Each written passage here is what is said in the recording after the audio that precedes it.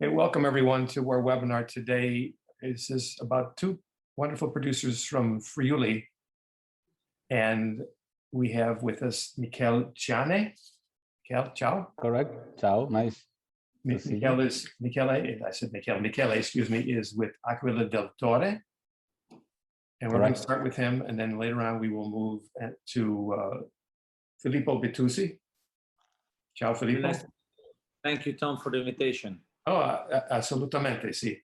He's with the winery Valentino Butussi, and they are both in an area called Friuli Colli Orientali. So I'm sure many of you watching today have been to Friuli or know the wines very well. That's, of course, the Eastern Hills.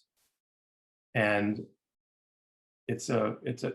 we're of course in Friuli in the far northeastern part of the country, and Colli Orientali is in the Eastern Hills. So as with Collio, the neighboring territory, we have a lot of hillside vineyards. So let's start off with Michele with Aquila del Torre. And I've not had a chance to visit your winery, Michele. So tell us a little bit about where you're located. You're in the province of Udine. But tell us about the town you're in and a little bit about the history. And I'll put up a couple of photos here of the winery. So. Okay, very nice. Okay, so all the appellation of Colli Orientali, Friuli Colli Orientali, is in the province of Udine. There are many villages belonging to this appellation, and we belong to Savorgnano del Torre. That's the northern part of the Colli Orientali appellation. And Savorgnano del Torre is a village close to Nimis, Attimis, and Faedis, about 20 minutes far driving from Corno di Rosazzo, where Filippo is located. Okay. And our estate, Aquila del Torre, is just all the vineyards are surrounded by the woods, and you can see here the cellar where we have the vinification area and the hospitality.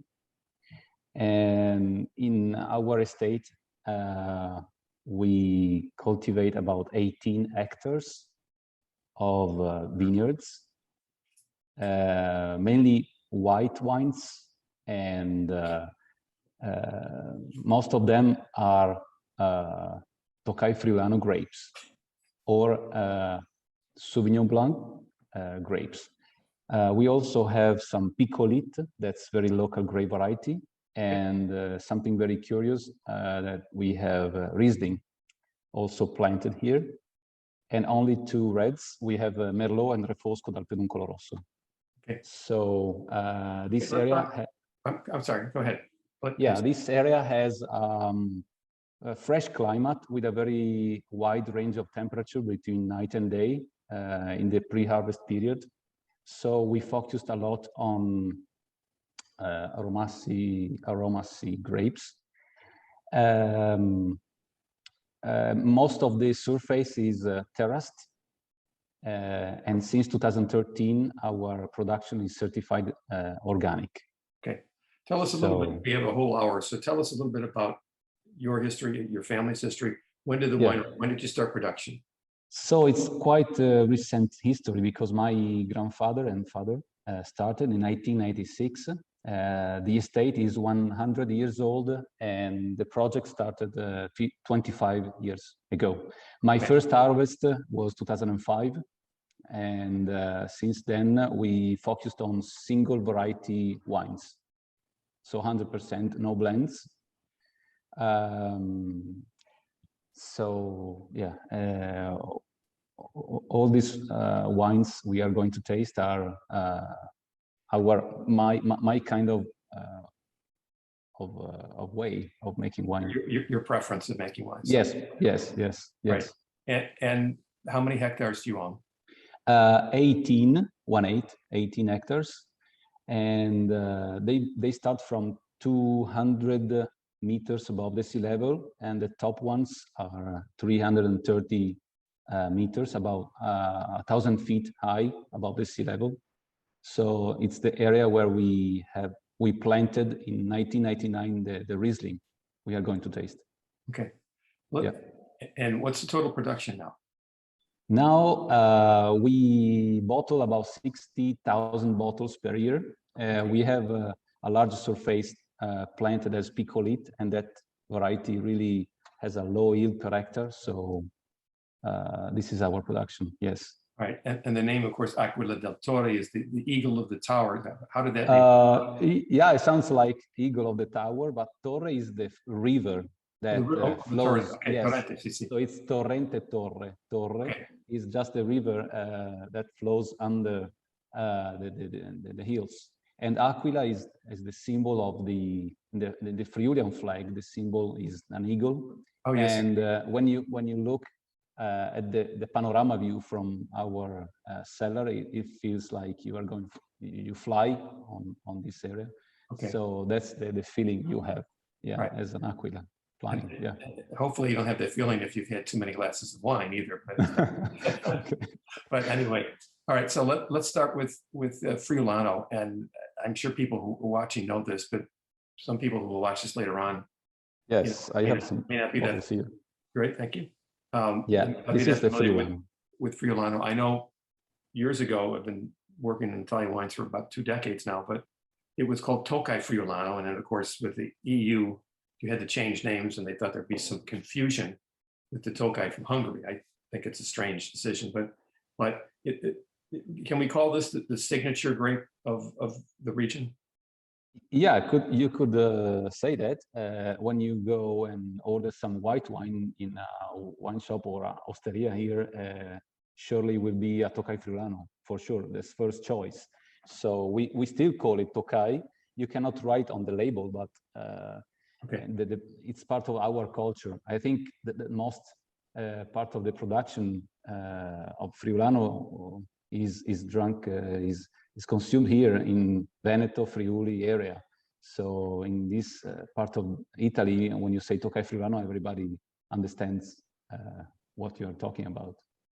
Yeah, and I've noticed, trying so many different examples of Friulano from different producers, it really is a totally different wine depending on where it comes from, isn't it? Yeah, it's a reader of the place where it's grown. Up north, where we are in Savorgnan del Torre, you have a different development of the maturation, the ripeness of the fruit, and southern is different. It's a good reader of the microclimates you have going through all the appellation. And there are also different styles. You can go with ski contact for a long period, or as us, we don't make any skin contact, and we work with indigenous yeast. So you have different expressions for sure. And your example now, you aging this in cement or concrete, or stainless steel, or you don't use any oak content, correct? We use concrete casks mainly, and used oak. Okay. Yes. So we go with the fermentation, alcoholic and malolactic fermentation, and then we keep the wine on the lees for 12 months and then bottle. So very easy, and yeah, we focus on the fragrancy and the clear idea of what is this variety. Yes. I remember one of my favorite. Well, I'll ask you what foods you like with Friulano, but one of my favorite pairings, I remember it was on a press tour and we went to a producer of prosciutto di Sant'Aniele. Yeah, and that's a traditional way. Yeah, that was just classic. It was so delicious. Maybe it was because it was a warm day and it just was so refreshing, but it really is a classic pairing, isn't it? Yeah, yes, it is. And usually you get the grassino, the grissino with the Sant'Aniele ham rolled around. Oh, yes. Yeah, that's a good aperitivo with Friulano for sure. Yes. And what's your production in this? We bottle about 12,000 bottles per year, and we have 4 different parcels. Right now we don't separate and bottle them, but we vinificate them separately, and we keep on the lees each origin, okay, in the cellar. But at the end, we make just one Friulano. Okay. And the current release, thank you. The current vintage I tried is 2018. Is that? Yes, this is 18. Yeah. Okay. And when will the 19 be released? The 19 right now is, I think, kind of too green for me, my taste, and will be released end of the summer. Okay. So yes, I think would be good to have this warmth effect on the wine for a little bit of few months of aging still. Yeah. Yes. Well, that's nice to hear. I mean, I'm already seeing some examples of 2020 being released. So it's Okay. nice that you can eat the wine a little time. So, and the notes I had, it had unusual. It sort of had like some Anjou pear aromas, like the dogwood flowers, and even like a little bit like eucalyptus or gum. Very, very unusual, which is why, I don't get that on other Friulano. So Okay. lovely wine. Yeah, and for us, it's very important to keep the acidity high. That's a challenge for the Tokai Friulano that usually drops down the acidity just before the harvest. So you also have some herbal notes Yes. coming out, and this kind of sylvatic part of Friulano that maybe is unusual. Yes. Yeah, it's a lighter color. It's not so deep. It's a medium yellow, but not dark golden.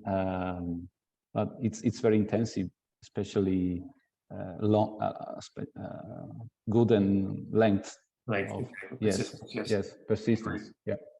And what can we expect from the 2019? How will it compare? Is it a little bit higher acidity or a little bit more aromatic? I think will be, yes, I think will be more aromatic and more acidity for sure for 2019. Yes. All right. Let's move on to your Riesling. And as you mentioned, a lot of people still, even that know Italian wines, are just surprised to hear about Riesling. So yeah, the Riesling is kind of unusual. Usually in Friuli Colli Orientali, you find some blends with Riesling to have this aromacy feature or the acidity.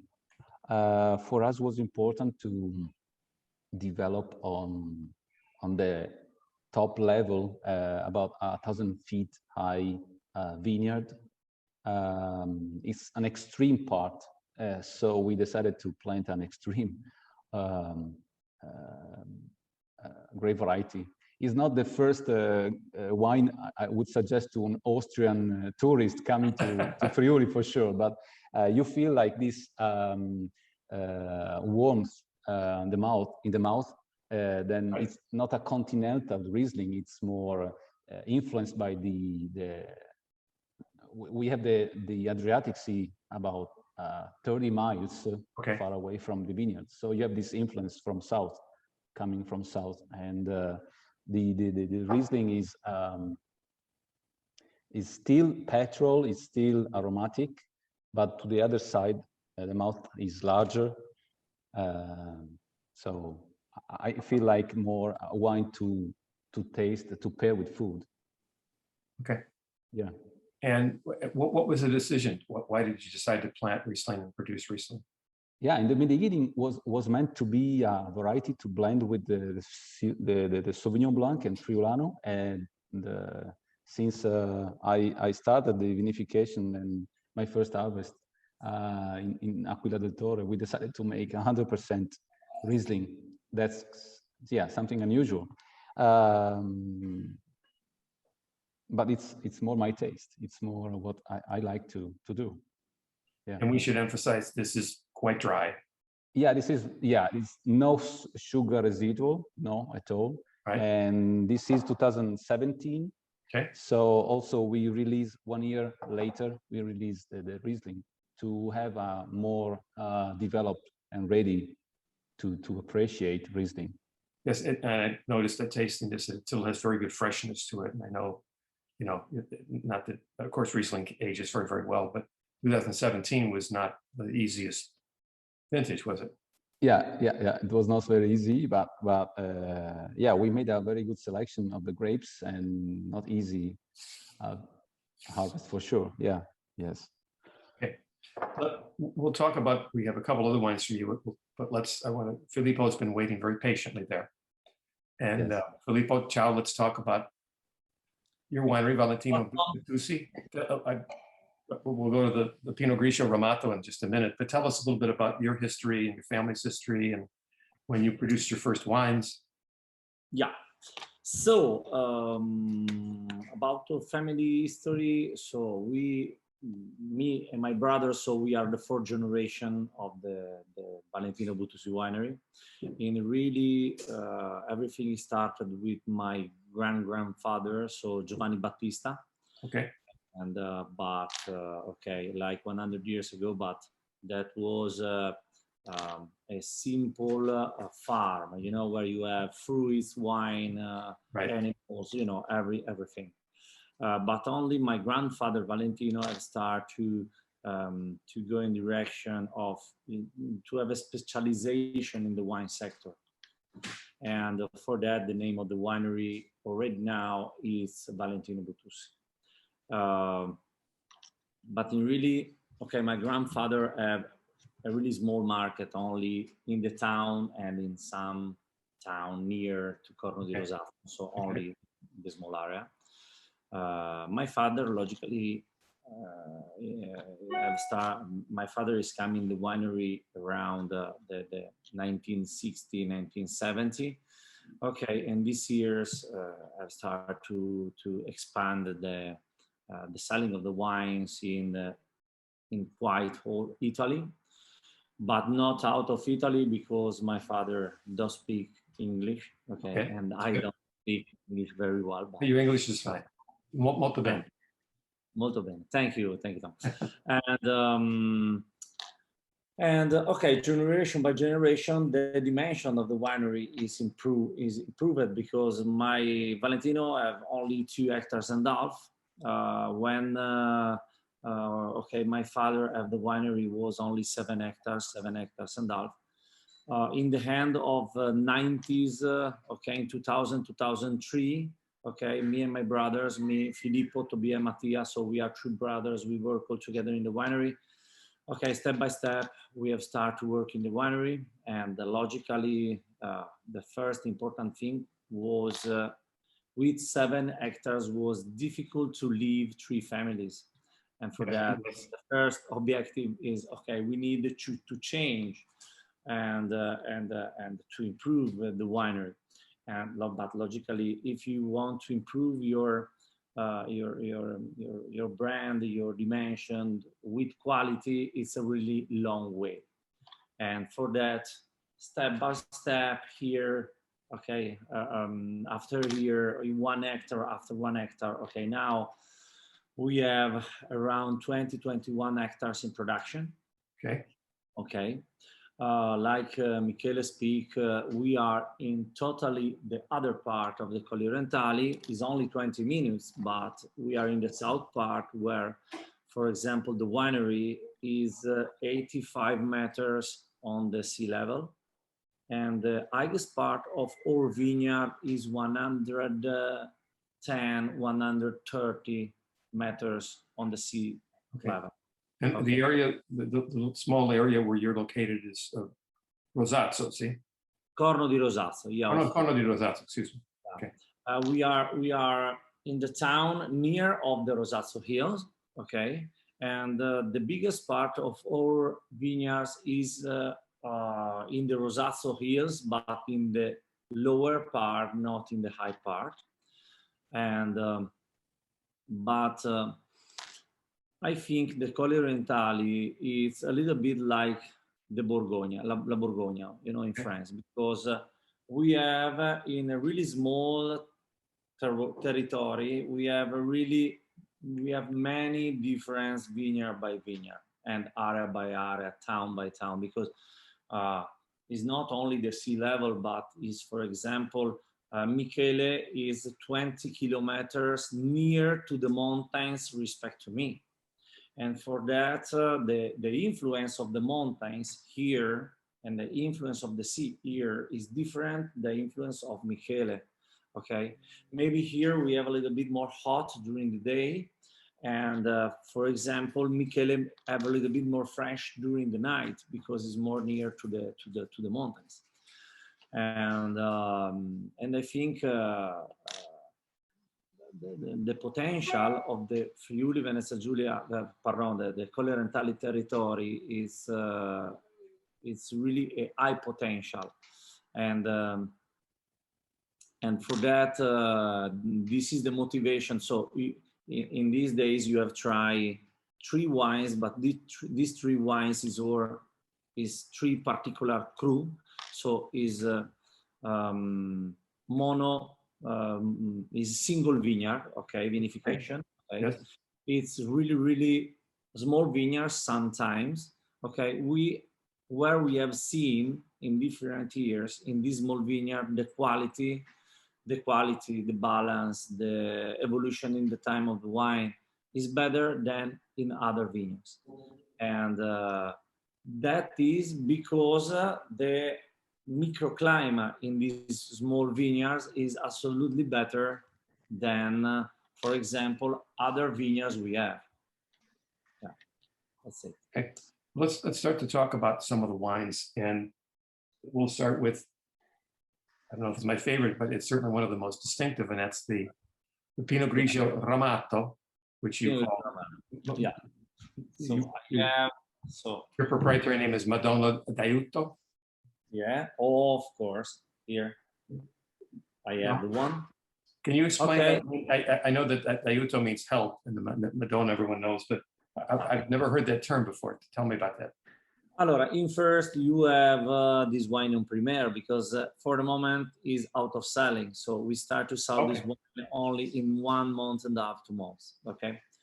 This is the real Pinot Grigio. So we talk about that in Friuli, because in Friuli, the production of the Pinot Grigio have more than 150 years. Logically, without the technologies, 150 years ago was not possible to have the immediately separation skin to the juice. And for that, when you start the fermentation with the skins, you have an extraction, you have the total extraction of the color, or a good extraction of the color of the Pinot Grigio. So sometimes I know the people don't know, but the berry of the Pinot Grigio is pink, it's not white. Yes. So some the people tell me, oh wow, why this Pinot Grigio is pink? Normally the Pinot Grigio is white. Yeah, but the Pinot Grigio berries, so the grapes of the Pinot Grigio is pink. So when you used to have the fermentation with the skins, you have the total extraction of the potential of these grapes. And in the potential, we have not only the freshness, the minerality, the salinity, we have always the color, okay? Yes. And okay, we think it's really a traditional version of the Pinot Grigio. What the vinification of this wine? So in first, all the harvest, but that is for all our wines, we have only harvest by hand, okay? In this case, the harvest by hand is really important, because when you have fermentation with the skins for a long time, you need to have only perfect grapes, okay? Because if you have botrytis inside or other things, you can have problems during the fermentation. When is the typical harvest of the Pinot Grigio? What week in September? In the last years is a little bit particular, but normally we are in the last week of August or first, 2nd of September, depending to the year. But this Pinot Grigio is located in a small valley near to the river Corno, okay? It's a really small river. But in this valley, okay, during the night, the fresh air to the mountains come down in this valley. And for that, we have a really high temperature during the day, but really fresh during the night, because we have the air from the mountains. In this valley is normal now, okay, in the end of June, to have 20 degrees day to the night. Oh, really? Wow, it's a lot. Yeah. 2 days ago, we have 34 during the day, and we have 14 during the night. Wow. Okay. Okay. It's not every day we don't have this excursion every day, but many days we have really important excursions. Okay. For that, in this small valley, normally the harvest is 1 week later respect to the other Pinot Grigio in my. Okay. Okay. Other important thing in this wine, we use the aging in traditional barrels. What is Friuli traditional barrels? Is 700 liters. So if we go in the old cellars in Friuli, we have this dimension, 700 liters. Okay. Not French oak, but is Slovenian oak, because right. logically, traditionally, we go in the forest more near to the territory. Okay. And is not toasted inside, because here one time they make the barrels with the water, with hot water, and they make the barrels. Okay. For that, okay, for the dimension, and because you don't have the toasting inside, it's really delicate. For that, in the flavors of the wine, the evolution in barrel, okay, yes, is 1 year, but it's absolutely really delicate. Well, it certainly doesn't, it's great freshness to it. This is 2019, and it's very dry, very flavorful. It's one of the best examples I've tasted. And I'm curious, because everybody in America, really around the world, knows Pinot Grigio. And like you said, you know, oh, that's white. You know, yours is not white. It's like, you know, copper color or something. But do you think that when you make it this way, that all of a sudden it becomes a very different type of wine? That, for example, it can go with red meats and can go with richer foods. You know, do you think that this Ramato is really not even, it's not even the same wine as most people think of the Pinot Grigio? Yeah, I think when the people have in the glass this wine is you are in another system, because you are not in the whites, you are not in the reds. Right. And in really, I think this is one real orange wine. Okay. Yes. But when we have decided to come back in this tradition, we have decided because we know the Pinot Grigio is a genetical modification of the Pinot Noir. Okay, is a natural genetical modification that this is happened, we don't know when. Okay, but fundamentally the Pinot Grigio is a brother to the Pinot Noir. And with the fermentation with the skins, our project is to have one wine with the elegance of the Pinot Noir and with the freshness of the Pinot Grigio together. Okay. In the restaurants, we have think in the first step, okay, but in the restaurant is easy to pairing or is really difficult to pairing. In really, this wine is not really strong. Is really, yeah, is dry, but it always fruity. Is you have a good tannin in the mouth, but it's absolutely really elegant. And we have seen you have a big space for the pairing, because you can pair with fish, you can pairing with traditional food here, for example, in Friuli, but always with selvaggina. I don't know in English, selvaggina, Tom? Like wild game, things like that. Game birds, things like that. Yeah, okay. yeah. Yeah, I would agree. Yeah. Yeah. So with the Madonna d'Aiuso, with the Pinot Grigio Ramato, you have a really it's really easy to pairing with many different things. Yeah. Okay. And you make another wine I tried is the Sauvignon, which most of us in America call Sauvignon Blanc, but that's a traditional variety that a lot of producers use in Friuli. So tell us, because we call it Genesis, tell us about the Sauvignon. Okay, it's called a Genesis because is you know, the word Genesis is like, okay, the Genesis is when everything starts, and right. and when you understand this moment, you know. And we have called it Genesis because in Friuli Venezia Giulia, not only for us, but many wineries with the Sauvignon, they have understand the potential of the fruity in Friuli Venezia Giulia the potential for the white wines, the aromatic white wines in Friuli Venezia Giulia is absolutely highest respect to many other places in the world. You know, and you have, and you understand that. So for us, you know, it's like the day you have understand, you know. And the Sauvignon Blanc for us in the winery in the last 20, 30 years is a really important variety, because many of our clients, they know the Valentino Butussi for all the wines, but many share for the Sauvignon Blanc.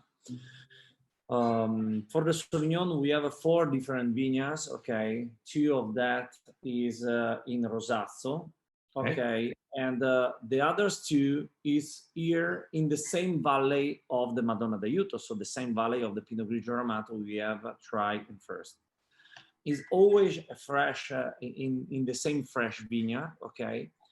And for example, when you try my fresh Sauvignon Blanc, is more maybe typical for the territory. You have the tropical fruits, you have the green grasses, you have sometimes medium high alcohol level, because here, you know, the Sauvignon Blanc is normal to have 13.5, 14, sometimes 14.5. The Genesis is normal. We have 12.5, 13, sometimes 13.5. So because it's in this fresh valley. And but these don't represent the simple or the traditional Friuli Sauvignon. These represent a special Sauvignon in this particular cru, in this particular valley. I noticed when I tasted it, I love Sauvignon Blanc from all around the world. It's one of my favorite grapes, and especially from Friuli or Alto Adige, sometimes it's very strong, very aggressive. And yours has the classic aromas, like the grass and the hay and things, but it's not a real aggressive. It's a very elegant, very understated style of Sauvignon. This is the most important thing for us in the cellar in the last 10, 15 years. So for us, the most important wines, the most highest quality is the elegance, not the full body, not the strong flavors. For us, the quality is when you have a really good balance, a really good elegance.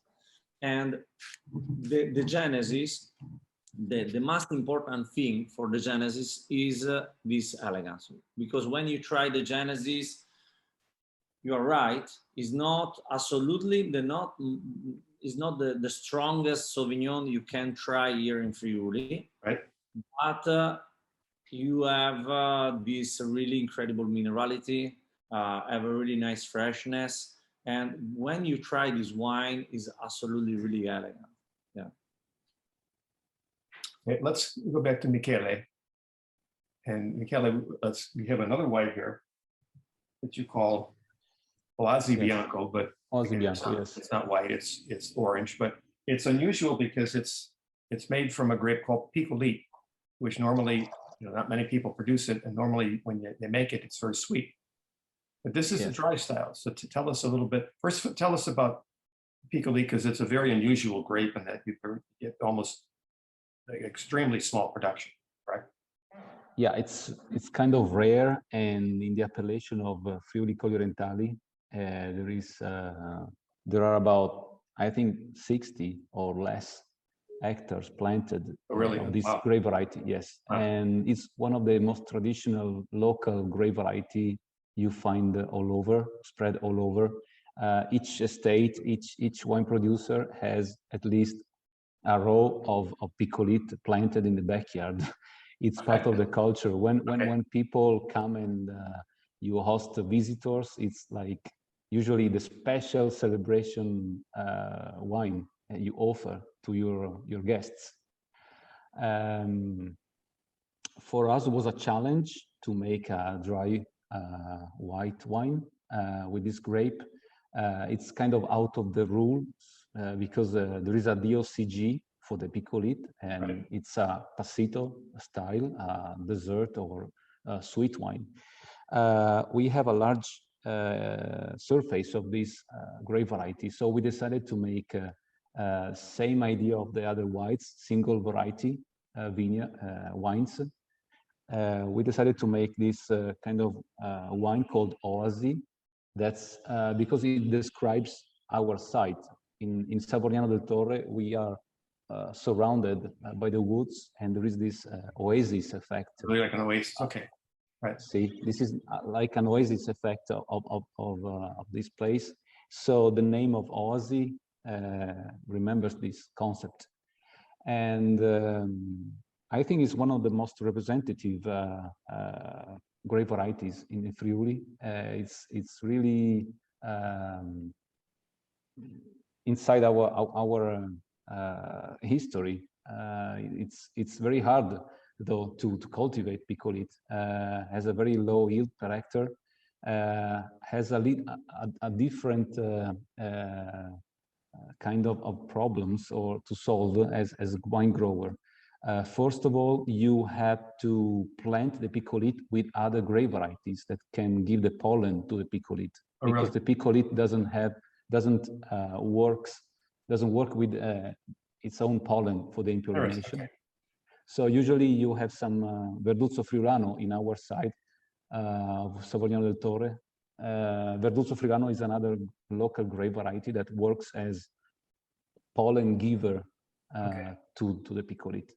The term I've always reading about this it's a term in English called floral abortion, and you see pictures of it, and there may be only 2 or 3 berries per, on each vine. Yes, and usually, well, this is the main feature of the grape. Then not all the berries develop as large as the common, most well-known varieties, white varieties. So they are smaller, and the grapes they have a lot of space between a berry to the other, and that's why the drying of the grapes developed. So it's easy to get the dry grapes out of this kind of grapes. Maybe you have a picture of that, or maybe I don't have a picture of that. Sorry. Okay, but it's crazy. If you look at the grape, at the shape, you say, well, these people is crazy in Friuli to cultivate this kind of grape variety. So our challenge was to make this dry version. But you also produce a sweet version, correct? Yes, we produce both. Did you begin first with the sweet version or the dry version? So we started in 2010 to produce this kind of wine, and our idea was to produce most spontaneous fermentation and white wine with this grape variety, with a traditional vinification with no dried grapes. Okay. And we ferment in the oak barrels, used oak barrels, and we keep on the lees the wine for 12 months. So the color is darker than the other whites.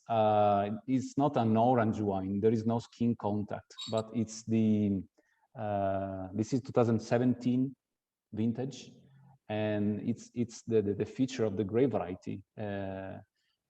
So sometimes in other blends in Friuli, you can find some picolit. It's like the final touch of maybe 5% of a small percentage of picolit, and there is just this grape variety to give the special identity to whites. For us, was out of the rules making this one.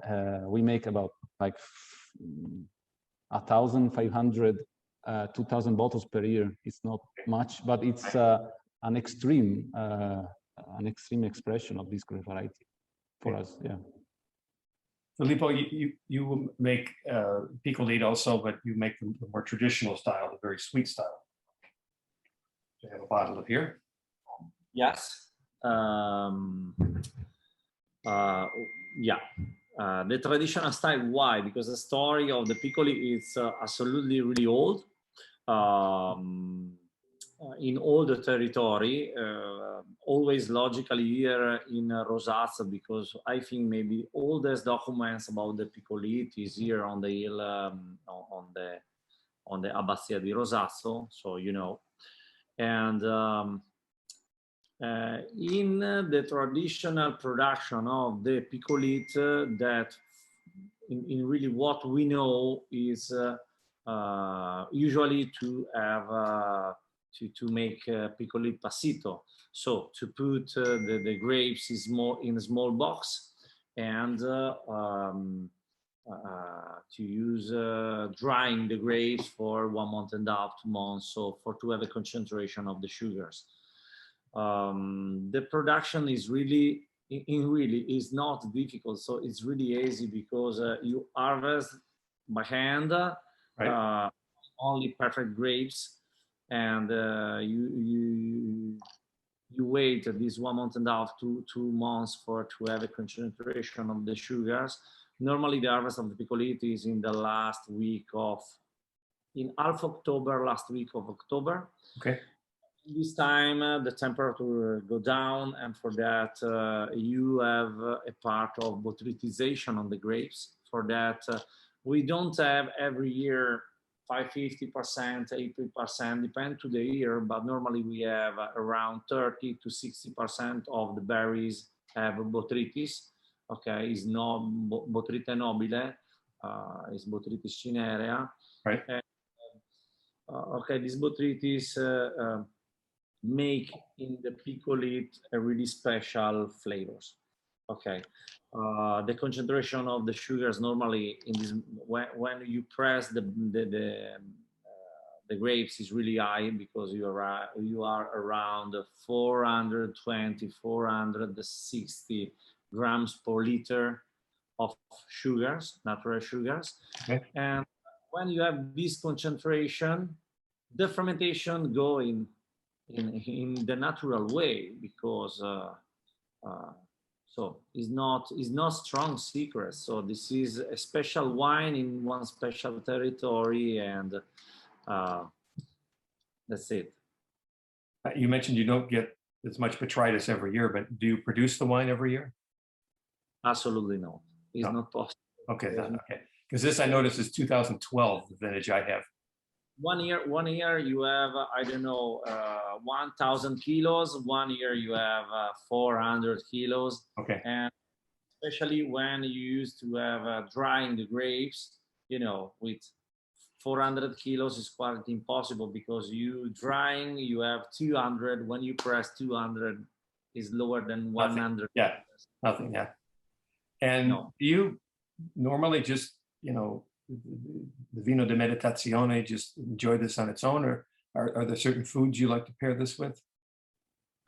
I think it's a really good wine in the end of the lunch or the dinner, because Okay. it's, you know, it's a relaxing moment. Now you have finished the lunch, the dinner, so you want to stay 1 hour quiet with your friends. You open 1 bottle of Piccolit, and this is absolutely a special moment. But it's always a really nice wine for pairing with particular dishes. Here is really typical with green cheese, like, you know, gorgonzola or pecorino caprino. Sometimes, you know, with some marmalade, or, you know, honey, you know, with the cheese. And but always really nice, like the Sauterne with the foie gras, for example. Or but we have tried in different times with normal food. For example, one of the most incredible degustation I have with the Piccolit was oysters with Piccolit. Interesting. And Interesting. That sounds great. incredible, because you have a strong contrast, but this contrast is really nice. You go salinity when you eat and sweetness when you drink. Yes. And the amount, the sensation it's incredible. I should try that sometime. That sounds fascinating. So great. Bravo. The time we have left, let's talk about the red wine. So we'll stay with you, Filippo, and you I try to read from you just a Rosso Reserva, you call, if I pronounce it correctly, Goje? Godie. Allora, Godie excuse me, okay. is okay. This is the name. Okay, it's Italian Friulano dialect. So dialect. Allora, in Friuli we speak a language. Is Friulano. Is not Italiano. Right. Okay. Godie is part of this language. So Godie is a small quartier of the town Corno di Rosazzo. Okay, where area name is Godie. Okay, and this is another crew. Okay, and because one time my grandfather don't tell you, okay, we go in that vineyard. No, we go in the Godie. Okay, when they speak, we go in the Godie. You know what vineyard they speak about. Right. Okay, for that, the Godie is a refosco dal pedungolo rosso 100%.